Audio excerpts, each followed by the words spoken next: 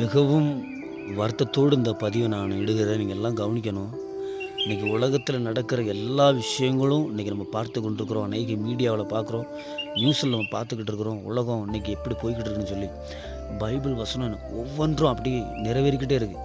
இன்றைக்கி நம்ம எப்படி இருக்கிறோம் அப்படின்னா, அநேக ஊழியக்காரங்களை இன்றைக்கி குறை சொல்லிக்கிட்டு இருக்கிறோம். நான் சமீபமாக ஒரு வீடியோ பார்த்தேன். அருமையான மௌன்சி ஐயாவை குறித்து ஒரு ஊழியக்காரர் பயங்கரமாக பேசுகிறார்.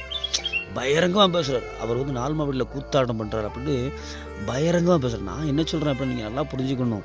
இன்றைக்கி அநேக விசுவாசி பிள்ளைகளை ஊழியக்காரங்களை ஜெபிக்க விடாதபடிக்கு இன்றைக்கி பிசாசான அவன் எப்படி பண்ணுறான் அப்படின்னா, ஊழியக்காரங்களை குறை சொல்கிற ஒரு ஆவியை தேசத்தில் இன்றைக்கி எழுப்பிவிட்டுக்கிட்டு இருக்கிறான். நான் சொல்கிறேன், உங்களுக்கு கொடுக்கப்பட்ட ஊழியத்தை சரியாக நீங்கள் செஞ்சீங்க அப்படின்னா தேவ பிரசன்னம் உங்களோடு கூட இருக்கும்.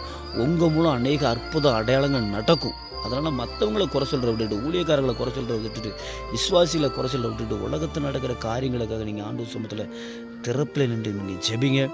தேசத்தை பாதுகாத்துக்கொள்வோம். அநேக ஜனங்களை விடுவிப்போம். கர்த்தர் நிச்சயம் உங்களுக்கு அதுக்குள்ளே பலனை தருவாராக. God bless you.